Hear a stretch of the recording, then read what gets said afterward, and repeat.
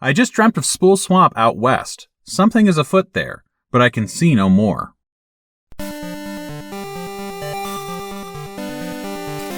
This is Legendary Adventures, a Legend of Zelda playthrough podcast. This week in Oracle of Seasons, we're saving a certain princess, meeting some animal buddies, going on a date, and braving Spool Swamp and Poison Moth's lair.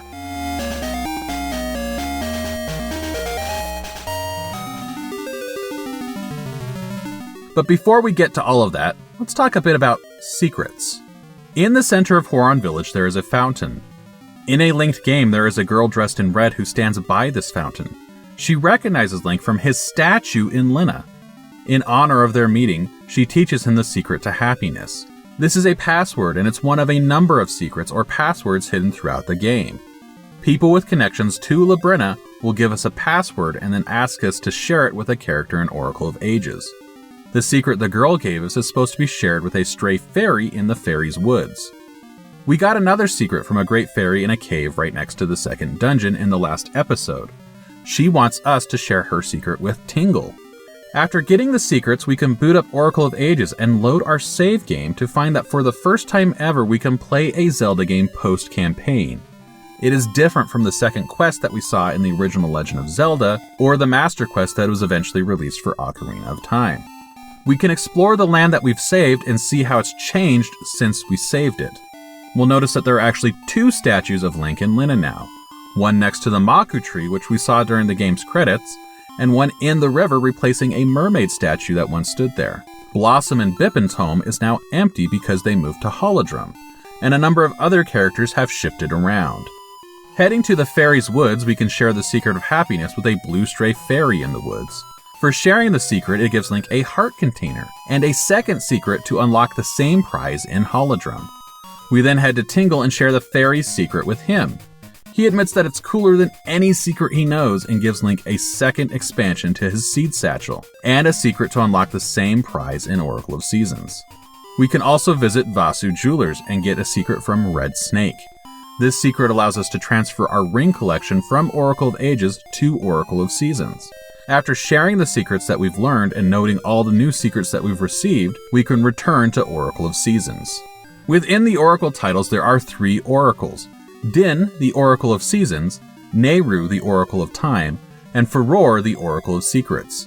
We find Farore inside the Maku tree. In Oracle of Ages, we can enter the Maku tree at any time, as long as we are in the present. In Oracle of Seasons, the Maku tree noticeably grows after we complete the second dungeon, revealing an entrance to Farore's Hall of Secrets. When we share secrets with her that we got in Labrina, we will receive the associated prize with that secret. So, telling the secret of happiness that we got from the stray fairy gives us a heart container. And we get a seed satchel expansion by sharing Tingle's fairy's secret. If we head to Vasu Jewelers and share the secret that we got from Red Snake in Labrina with the Red Snake in Holodrum, our rings are transferred into the game. Let's get back to the quest collecting the essences of nature. There is a man standing at the eastern entrance of Horon when we arrive. He mentions that he saw a woman who may be a princess from another land. He says that he warned her that it's dangerous to go outside of town, but she left all the same. As we leave Horon to the north, Impa emerges from her home, followed closely by a blue bird. The bird is apparently a homing pigeon, and it delivered a distressing message to Impa. The message said Princess Zelda left Hyrule Castle without any guards and is headed to Holodrum. She says we must find Zelda. Impa heads to Horon Village, and urges us to search the area to the north. This storyline involving Princess Zelda traveling to Holodrum is unique to a linked game. Zelda will be incorporated to the story of either linked game. I can recall from a partial playthrough of a linked game of Oracle of Ages on 3DS, a similar event happened at roughly this same point in that game as well. In Ages, a Vyre captured Princess Zelda, and we had to venture up the Black Tower in a side-scrolling segment to rescue her. In Oracle of Seasons, we find Zelda just a few screens to the north. She's being held at sword point by Great Moblin and 4 of his Moblin henchmen. We just need to defeat the 4 smaller Moblins to save Princess Zelda. Great Moblin flees. Zelda does not seem to know Link, except by reputation. Impa arrives and Zelda explains that she came to Holodrum after having a prophetic dream that Link was attacked by a shadow. She gives Link a ring and then leaves with Impa. From here on out, we can find Zelda in Impa's house. and she will heal Link if he's lost any hearts. Spool Swamp lies to the west of where we met Princess Zelda, but I traveled north and east and wound up at Blano's gym. You may recall that Blano was a boxing mini-boss who first appeared in Link's Awakening. Here he runs a boxing minigame. I knew from my previous playthrough of this game that we need to beat him in order to get Ricky the Kangaroo's gloves. We need Ricky's help to get into the swamp. So we need to get these gloves back. We bet 10 rupees to bare knuckle fight Blano. No items are allowed. We throw punches and try to knock Blano out of the ring. It took me a couple of tries, but I did manage to knock him out of the ring and get the gloves. Heading west, we will find Ricky in a pen just west of the river bridge. He recognizes us from our adventure in Labrina. Ricky says that Spool Swamp is his backyard. We use Ricky to leap over holes and to jump up small cliffs in order to reach the swamp. We'll pick up Pegasus seeds on our way into the swamp. Remember, these are a replacement for the Pegasus boots, and they will make Link move faster when we use them with the seed satchel.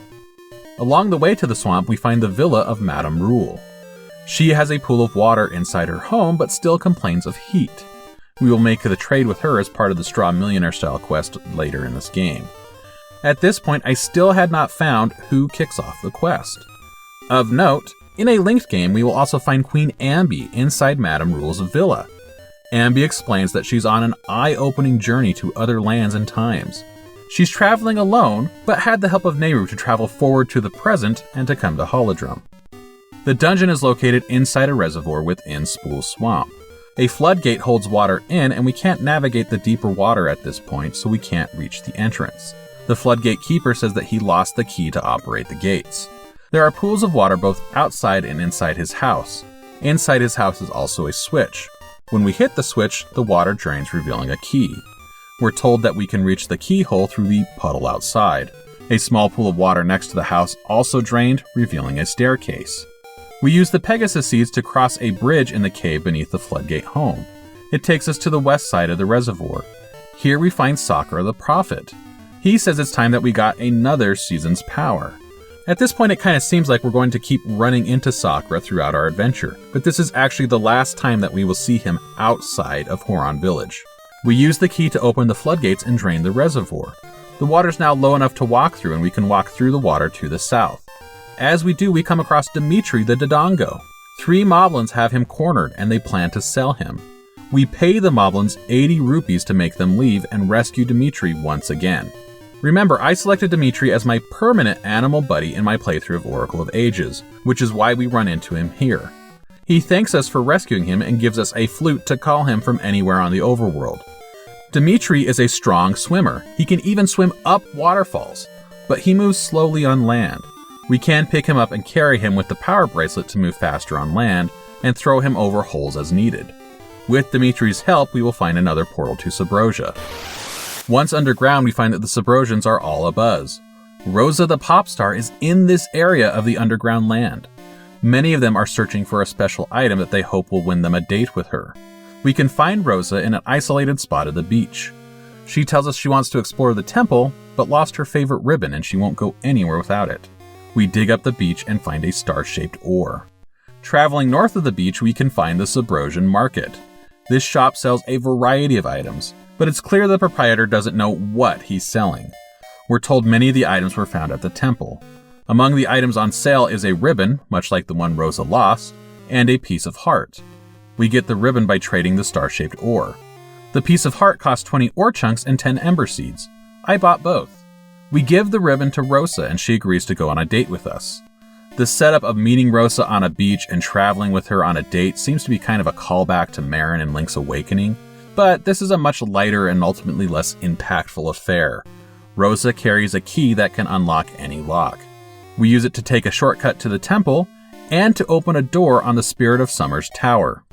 After endowing the Rod of Seasons with the power of summer, we return to the surface. Changing the season to summer causes some vines to grow on some cliff faces, and it dries up some bodies of water. In this case, it grows vines, allowing us to scale the cliff and enter the dungeon.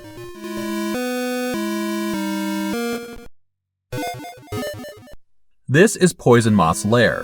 The music is clearly separated into 2 distinct parts. The first part features an ascending melody followed by descending staccato notes. It is played twice. The first time there's only 2 staccato notes after the ascending phrase. The second time the secondary phrase is lengthened to ease the transition into the second part of the theme. That part features deep bass notes and is faster paced, but it follows a similar pattern to the first part.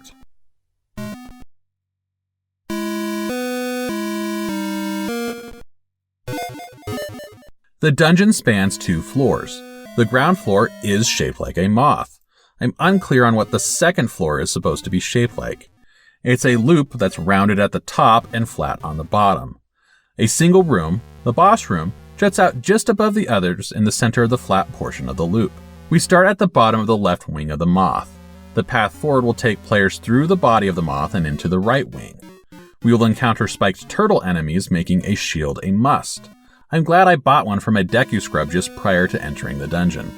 There's a key in the base of the right wing and a staircase leading to the upper floor. As players progress down the path, they are sure to notice moving platforms that are just out of reach.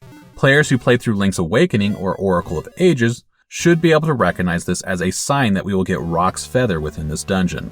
We emerge on the lower left side of the upper loop. The path forward takes us to the left.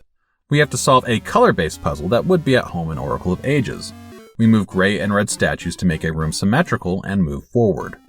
The path will force us north once we reach the left side of the dungeon, leading to a locked door. Inside, we have to clear a room of mimic enemies, all while navigating conveyor belt floors and avoiding a blade trap that moves in a circular pattern. Once the enemies have been defeated, a chest appears with the dungeon item.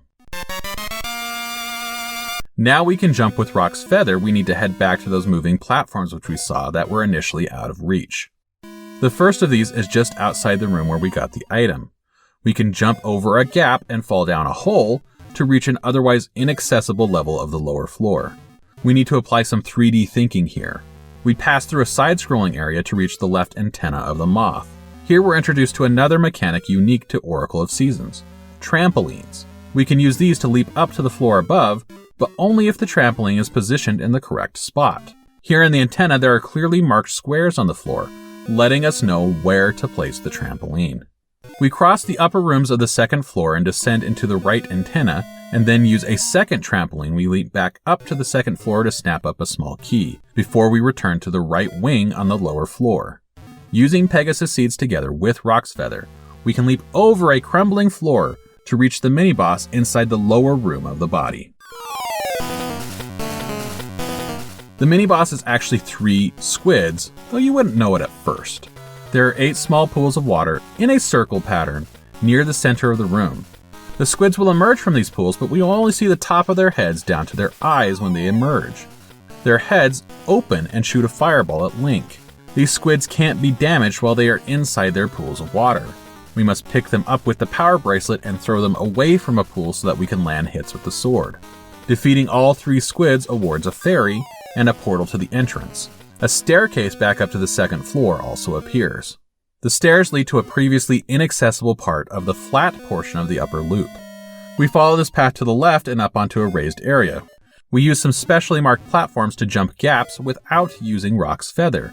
It's unquestionably auto jump in a 2D Zelda game, but only in these designated areas. At the end of the path, we find a hole leading back to the lower floor. On the lower floor, we run into a giant blade trap. This is another case where the trap slides in from off-screen due to the large size of the rooms. I lost a lot of my health and I used the Switch's rewind feature to go back. I'm sure I could have managed without rewinding, but going back and being able to react to the trap knowing about it was just a whole lot easier. We have to push a block down a hole while avoiding the trap, and then jump over the hole to claim the boss key. We then backtrack. We can use the portal at the front to return to the mini-boss room, then head up the stairs and cross at an earlier auto jump point than the one we used before to reach the boss.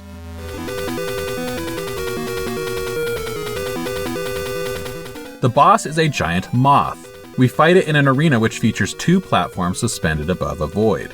The boss releases smaller moths and shoots projectiles at us as it flies around the room. We just land hits with the sword. We can fall to the lower floor, much like the fight with Moldorm in both A Link to the Past and Link's Awakening. We can use a trampoline on the lower floor to jump back up to the room, but I just went ahead and rewound the one time I fell. Otherwise, I did not have too much trouble with this boss. Once it falls, we can collect a heart container and the next essence. It's the bright sun.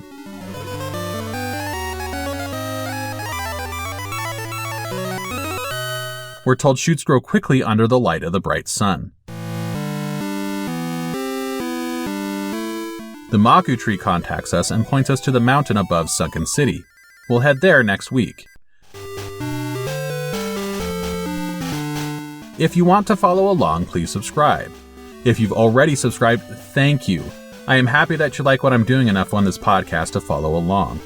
I am Paul Riley, and I will see you next week.